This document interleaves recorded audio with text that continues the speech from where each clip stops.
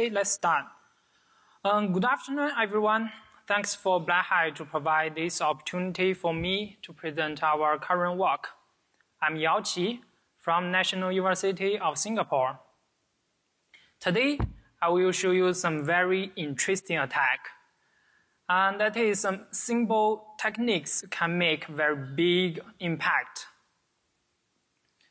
Okay, first of all, I want to do a quick study.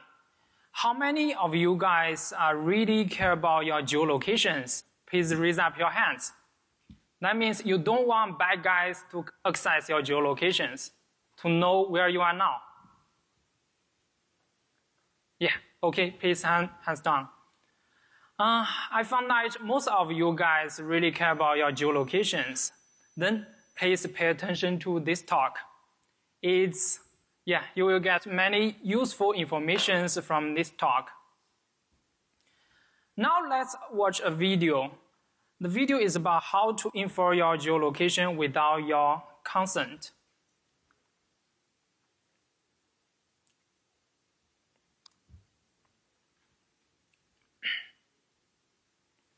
Okay, just like normally we open the Chrome in a private browsing mode, open google.com and search some keywords like Black Hat, the events we want to attend, and also some places we want to go and some restaurants we want to go.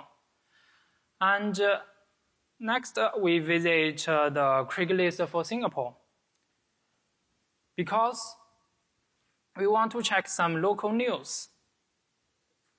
It takes a longer time. And we visit some local news. And also we can buy or sell some second stuff on the Craigslist websites. And then we may visit Google Maps to search the Marina Bay Sands. Where is our hotel? And just look around the restaurants within this hotel and around this hotel, and the events are ongoing. Actually, this hotel is very amazing, right? And next, we visit a blog site. Actually, this is my profile site. From the web page, we don't see anything different from the normal blog website. It's just a website introduce some informations. But when we open the console, and we found this website is running some code, keep running some code. It's like profiling some informations from the browser. So just keep running the code and profiling the informations. So what's the code? What does this code do? Is it very harmful to us? And after a while, we found that this website, without our consent, they can precisely infer our current location. They can infer we are in Singapore and we are in Marina Bay Sands. It's amazing, right? So let's switch to the slides. Next, I will show you how this magic happens step by step. So in this talk, I will first introduce the background of geolocations in browsers and how does browser cache work, and also the timing channels exist in our current browsers. Next, I will introduce our amazing attacks via the browser cache. Next, we did some experiments and evaluations of different websites and browsers, show the prevalence of such attack. Next, we discuss the potential and existing solutions to defeat such attack. And we also provide the demo for the attacks in Tor browser. The last part is the Q&A session. So let's start. Nowadays, browsers and websites often access our geolocations to provide customized services. Like when we visit google.com, it will automatically redirect us to our country's Google's website. Like when we visit Google in Singapore, actually we visit Google actually we visit Google for Singapore, right? We can see the logo. And similarly, when we visit GoDaddy, it provides country-specific sites for us.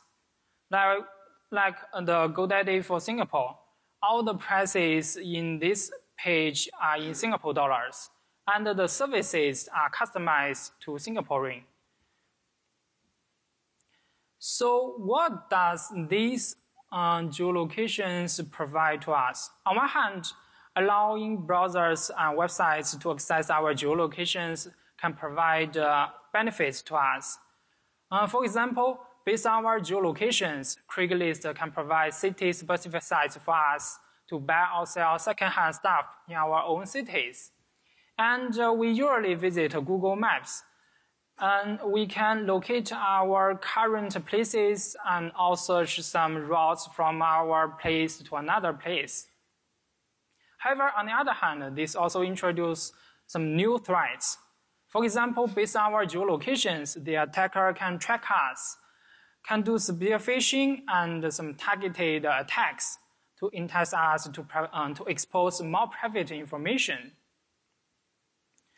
Now let's look at a real example.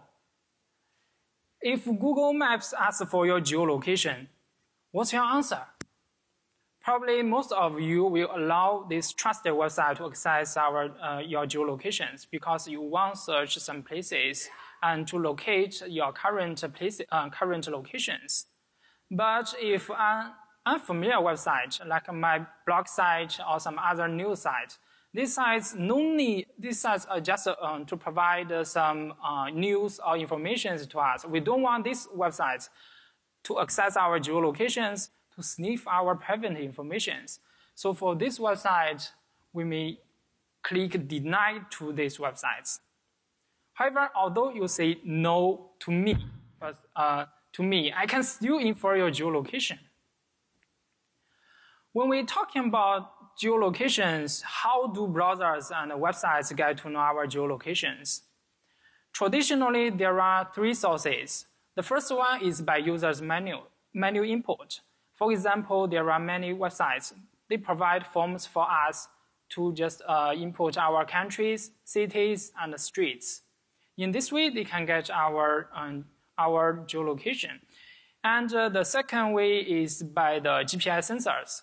Currently, most of our mobile devices, iPhone or Android devices, and our laptops support this feature.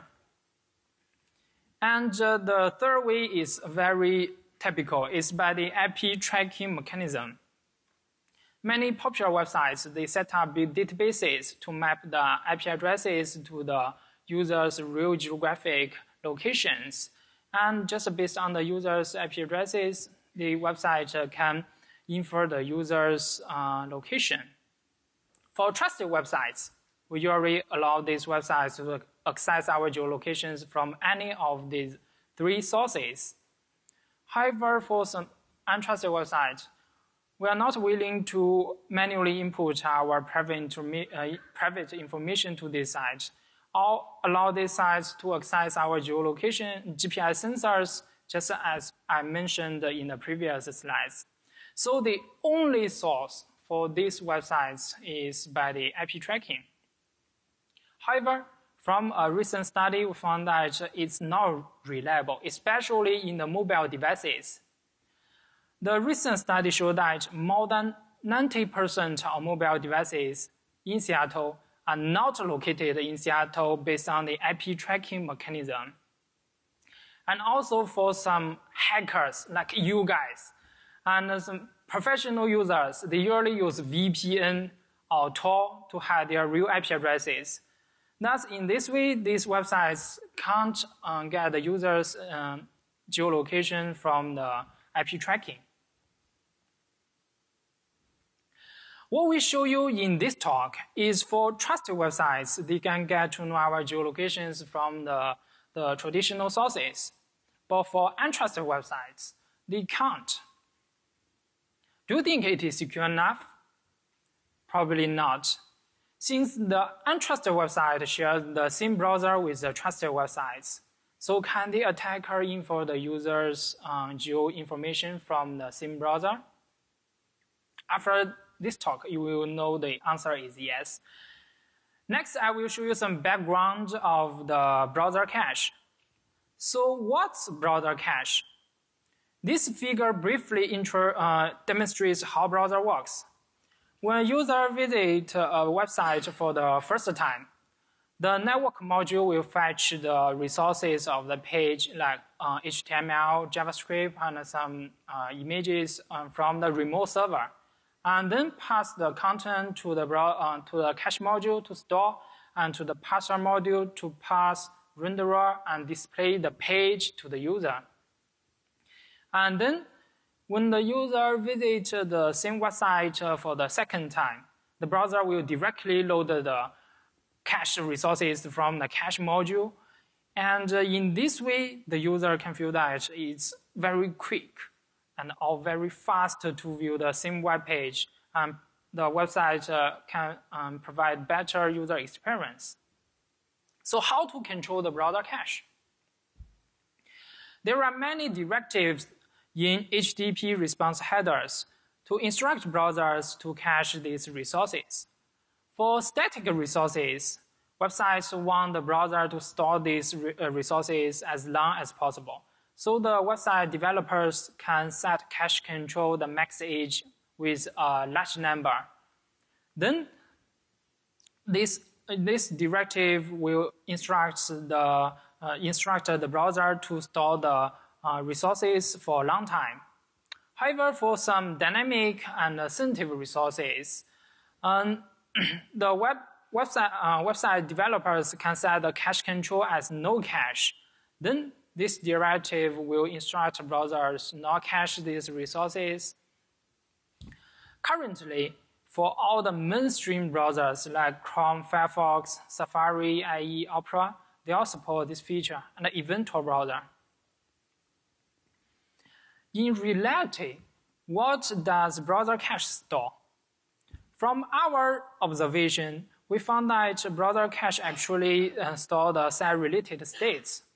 Like when we visit google.com, the browser stores the Google's logo and other states into the cache module.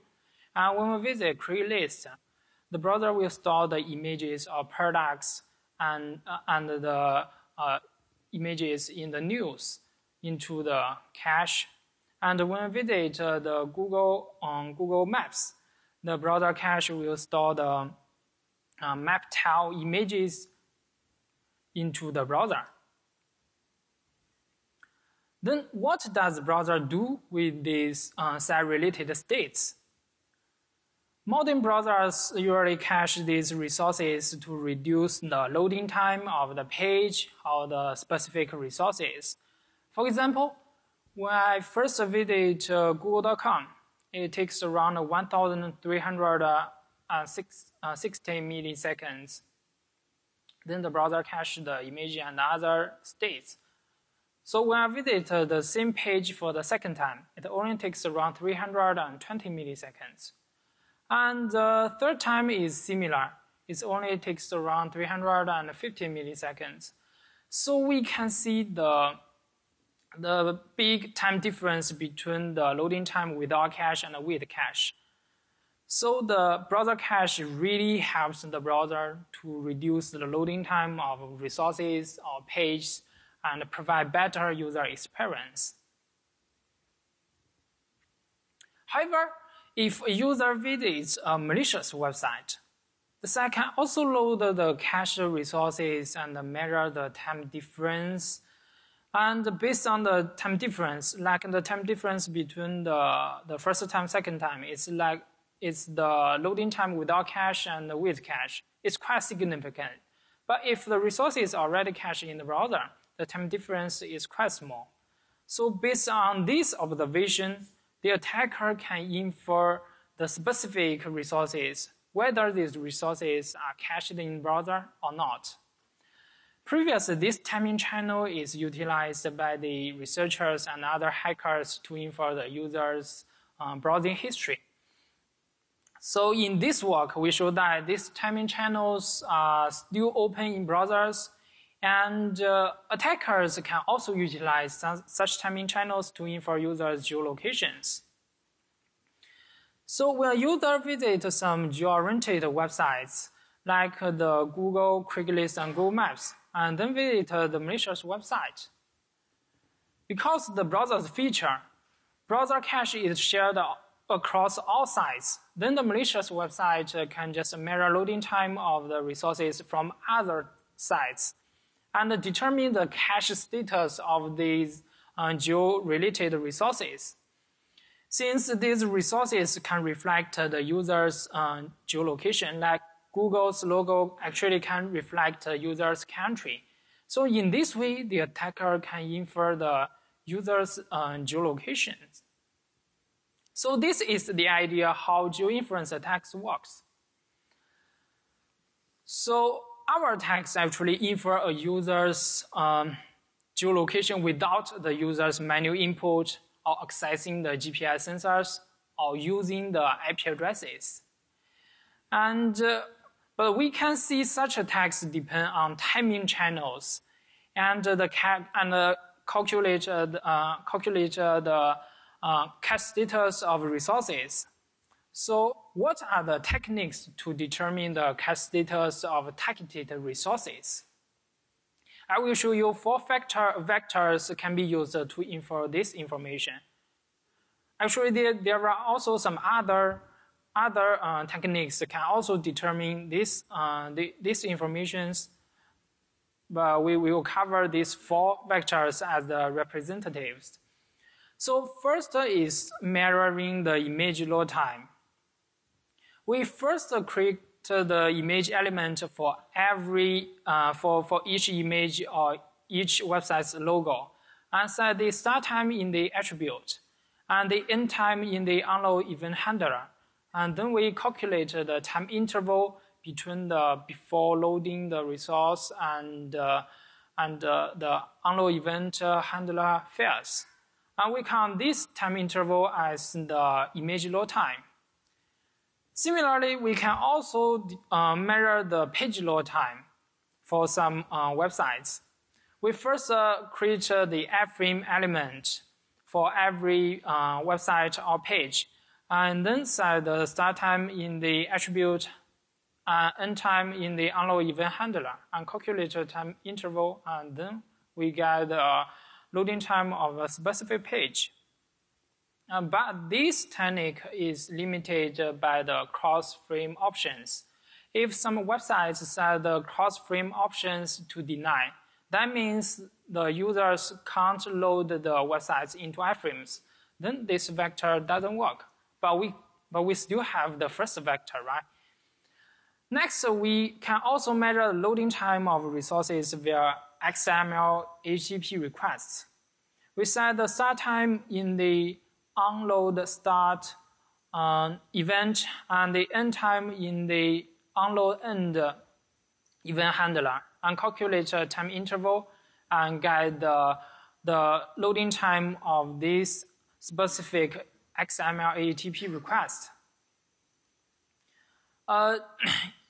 For some resources, because of the cross-origin resource sharing policy, if the resources don't have some configurations for these policies, the websites can't load the cross-origin resources via this XML HTTP requests. So last we found the image complete property. Though it's not a timing technique, it can also help the attacker to infer the cache status of a specific resource. So when the property is true, that means the image is cached in the browser, and otherwise it's not. It can be used to quickly infer the cache status of large-scale images. But this feature is only supported by Firefox, Safari, and IE. Now we know the idea of geo-inference attacks and the techniques how to determine the cache status of the targeted resources. So what can we achieve from such attack?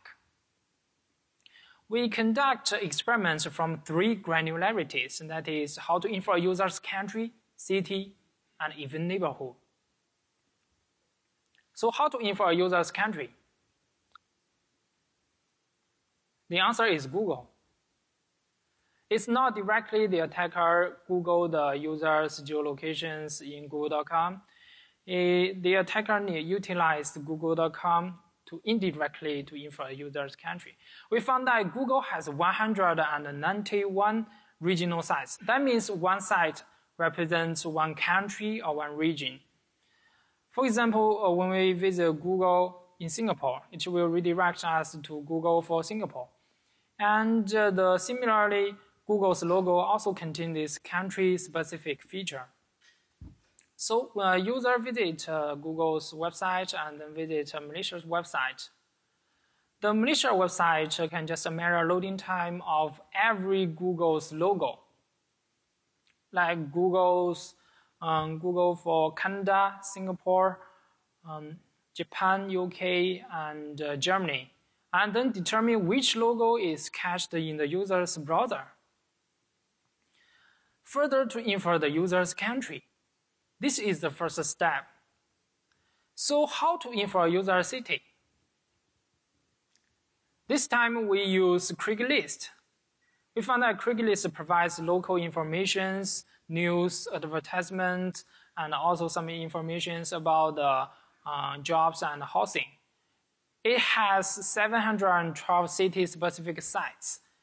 So, and also users buy or sell second-hand stuff in their own cities, Craigslist websites.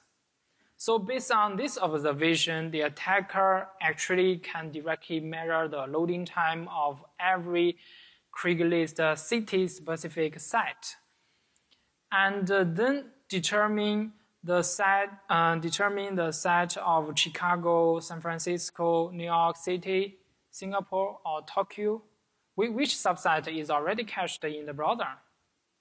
Further, the attacker can infer the user city. And then, can we have even finer granularities than city level? The answer is yes. We utilize Google Maps. We all have this kind of experience. When we open Google Maps and allow this map service website to access our GPS sensors, it will automatically zoom in to our current locations. And after analysis, we found that this map survey website actually consists of many of the map tile images. And we found that for every map tile image, the URL of this image is predictable. And the URL is related to the real geographical coordinates. Further, from this URL, we can infer the streets inside the map tiles. So then, if the user visits the Google Maps and some website, and then the malicious website can just mirror the first get the user city from the previous two steps and predict all the map tiles within this city and measure the loading time of every map tile, like these 6 map tiles from the browser, and determine which map tiles are already cached in the browser. Since these map tiles actually reflect the streets around the user's current location, then the attacker can infer the user's neighborhood. Now we already know how geo-inference attacks works and the power of such attack to infer a user's country, city, and neighborhood. Next, we want to know the prevalence and the reliability of such attacks. We measure a lot of popular websites like Google's website, Craigslist, and Google Maps, just like I mentioned in the previous examples, and also the Alexa top websites. We also measure the 11 popular map service websites like Google Maps, Yahoo Maps, and we changed to 5 different mystery browsers like Chrome, Firefox, and also we did experiments on Tor browser. And we also switched to 5 different locations to test that this attack is reliable in different countries when the victim is in different countries. So the first question: how many websites or browsers can be utilized to conduct such attacks? After experiments and investigation, we found that 60% of 50 top XR websites contain the location-related resources. That is like a Google, like Google.com contain the country-specific logo, and also the Taobao has different subsites in different countries, and also GoDaddy provides more subsites than Taobao.com. And also we found that many websites like Craigslist, they have this kind of country-specific URL, and also similar to Yahoo and also eBay. And for the experiments on all 11 map service websites, we found that these websites, they contain static map tails. And all the URLs of these map tails are predictable and cached in the user's browsers, just like Google Maps. So the attacker can just predict all the map tails within the user city and further to conduct the geo-inference attacks to infer the streets user previously searched or around the user's current location. So how about browsers? We found that for all the mainstream browsers, like Chrome, Firefox, the timing channels are still open on these mainstream browsers. And when we did the experiments, we are surprisingly found that Tor browsers is also partially affected by such attack. And these vulnerable browsers include the desktop version and also the mobile version. Now we know many popular websites and browsers can be utilized to conduct such attacks. So what's the reliability? How significant is the time difference between the loading time of resources without cache and with cache? To get to know the answer, we conduct experiments for the previous 3 examples. We measure loading time of resources without cache and with cache. For the first example, Google.com example, we can see the loading time of the Google's logo without cache is a green line, and with the loading time with cache is a black line. Because for Google's logo, it's just one small image. So we can't clearly see the line of the loading time with cache because it usually takes only around 1 millisecond. Then we can see the time difference between loading time without cache and with cache is quite significant. It's around 120 milliseconds. That means it's easy for the attacker to distinguish whether this specific country-specific logo is cached in the user browser or not. So how about Craigslist, our Craigslist example? Since for Craigslist, we measure the payload time for every Craigslist subsite.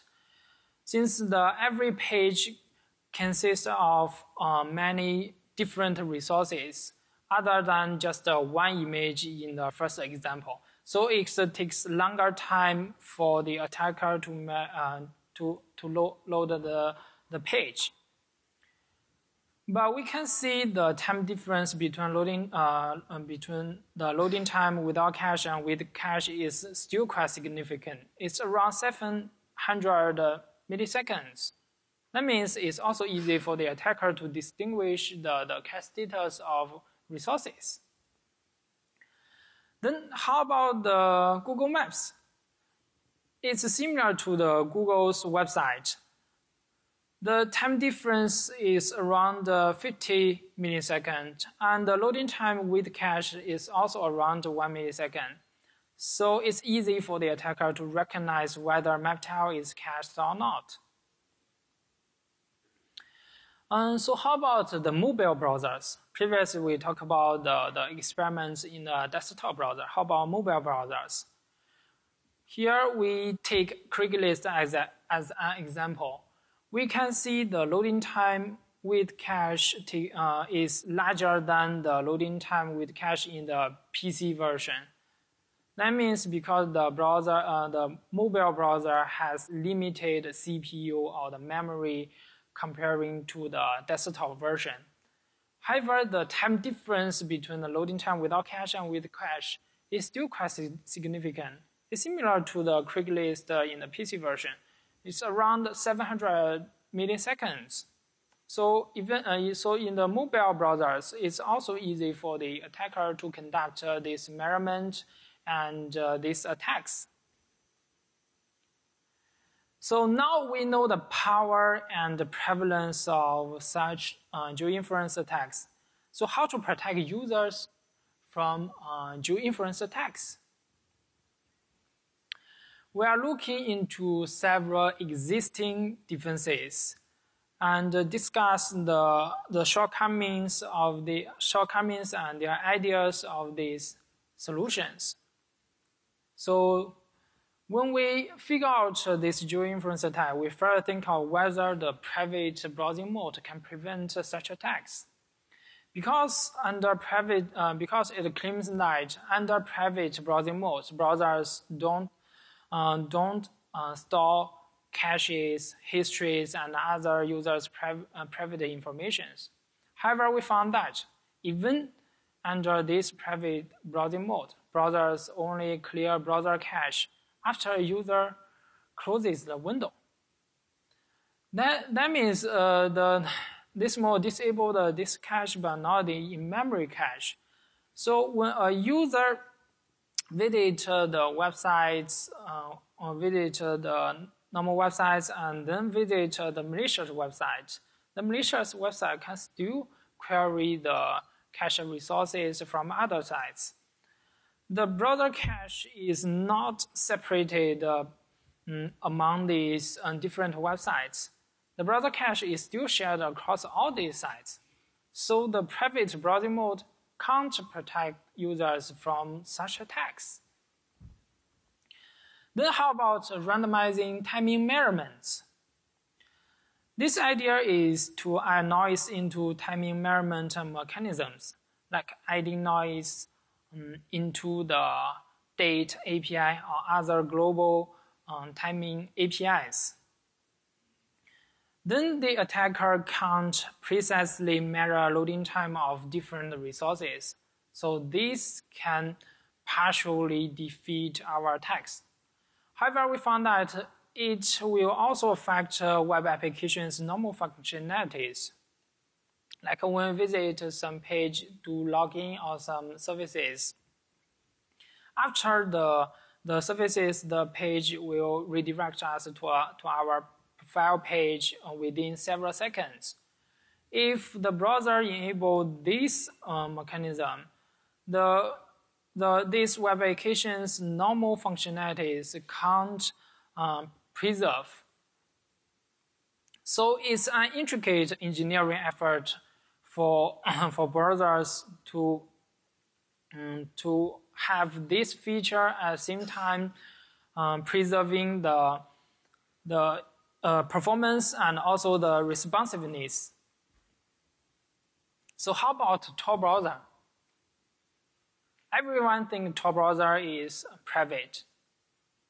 Actually, Tor browser is a private preserving version of Firefox, and it's based on the Tor network.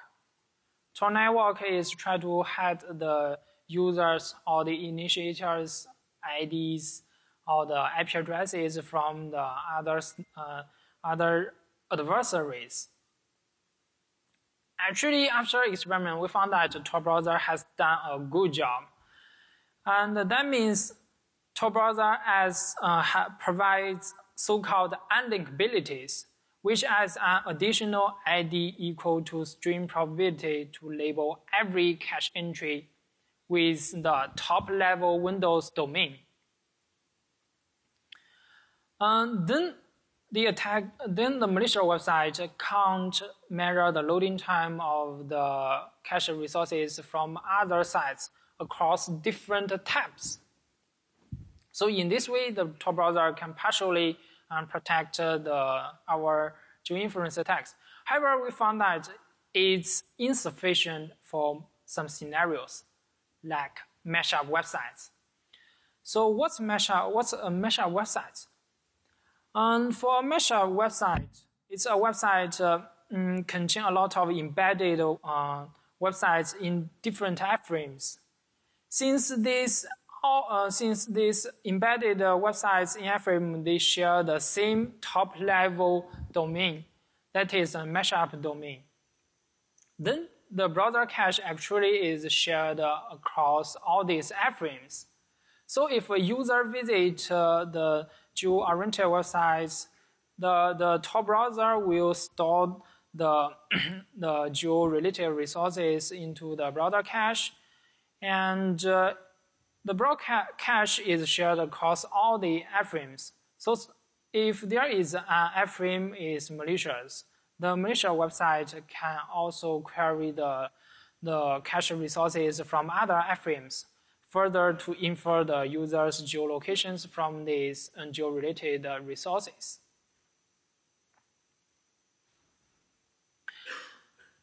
Then we can see even Tor browser doesn't perfectly to prevent such attacks. So what's the complete solution?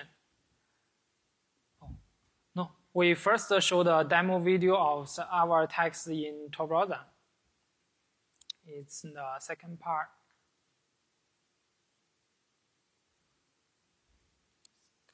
Okay, let's start.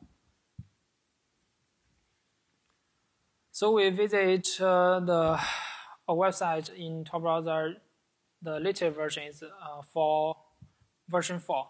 And we visit the most popular mashup website, iGoogle portal. Within this website, we can see a lot of other subsites like weather widgets and US stock markets. They are all in different iframes. And we can see there are also many news from different news sites, like from Yahoo News, CNN's, and PC War, some other news sites. Then we visit the GoDaddy. Usually when we, GoDaddy. Since now we are in Singapore, so we want some services for Singaporean people. Then we set the country to Singapore.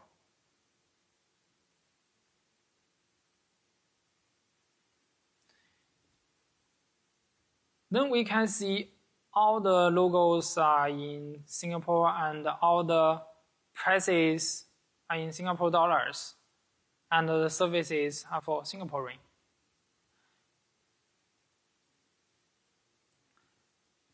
Next, we visit the attacker's page. To directly show the results, I use a blank page and show the query informations. Then, after a while, the attacker can infer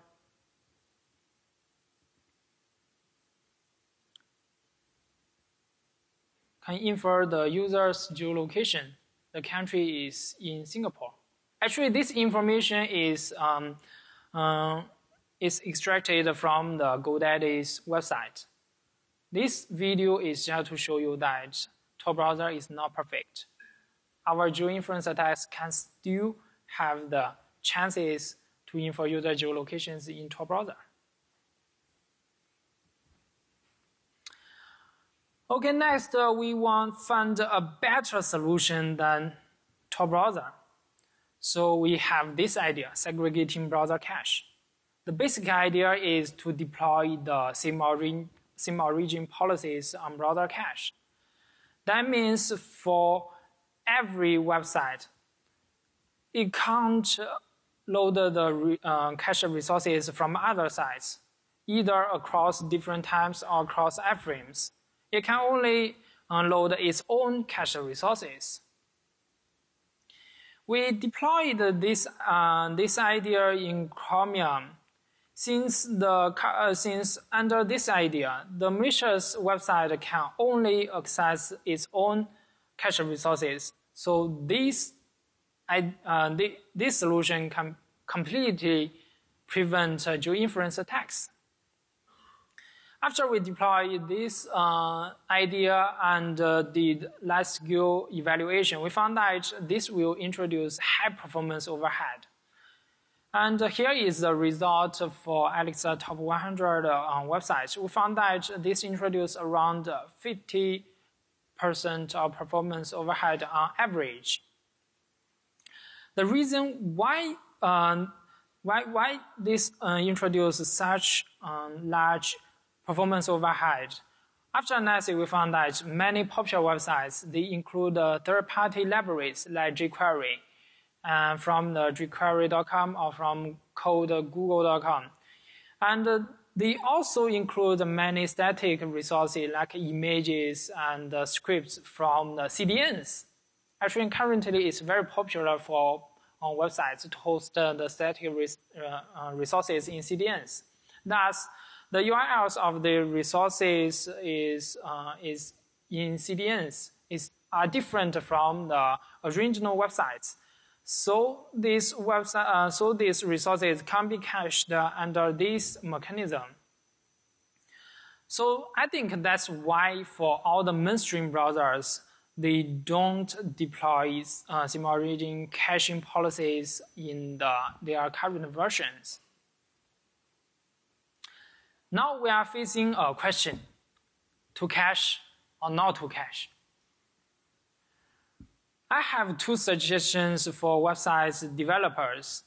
The first one is no cache for location-sensitive resources.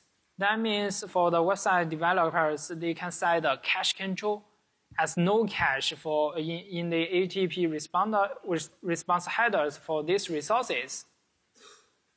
We actually did evaluations on 20 websites, and we found that this only introduced a small performance overhead. Actually, less than 20% of performance overhead to the websites. But for some map service websites like Google Maps and Yahoo Maps, actually this website will store a large scale of map tiles. So even this solution will also introduce a large performance overhead. So we have the second suggestion. Prefetch the redundant location-sensitive resources. That means, for example, when you visit google.com, the Google for Singapore will be fetched for the page. And then after the page is completely loaded, the website can prefetch some other country-specific logos into the user's browser in advance. And then this solution can prevent the attacker to query all the loading times of these the country-specific logos and to further infer the user geolocations, because the attacker gets the locations of all different countries. However, it's still an open challenge to design an efficient and secure caching mechanisms in browsers. Here we call for actions for all you hackers and to solve such kind of problem. Then, what are the useful informations you can take away from this talk? First, I think you know the idea of timing channels are still open on all the mainstream browsers and even Tor browser. Actually, these timing channels had already existed for more than 1 decade, but no mainstream browsers try to fix it because of the performance overhead and the responsiveness. Now you know the power and the prevalence of such attacks. It can infer a user's country, city, neighborhood, and many popular websites and browsers can be utilized to conduct such attacks. So just be careful about it.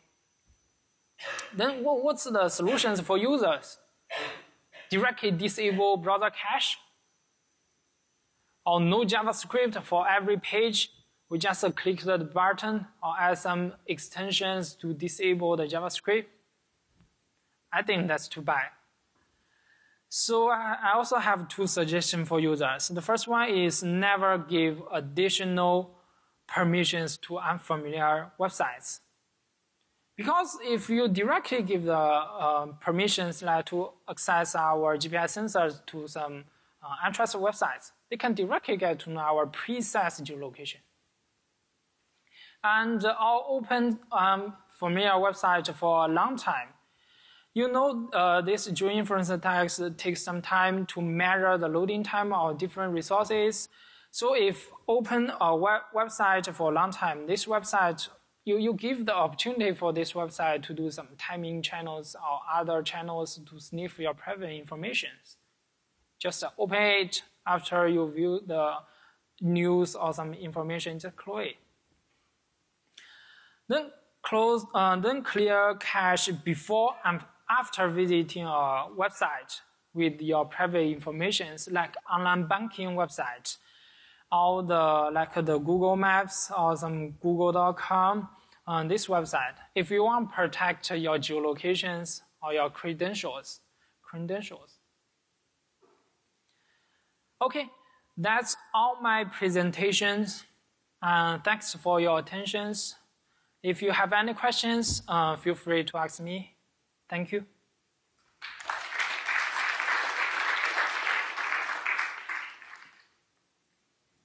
Questions? Yeah, please.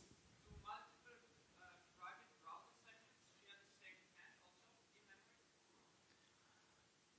Session, you mean window or? I can open multiple private windows. Right. Do they share the same cache? Actually, once you open a new window, the browser cache will be cleared for that window. Right.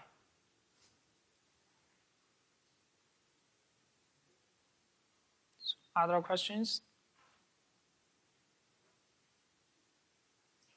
Okay, if you have any questions, you can just go here and we can talk about it. Okay, thank you again.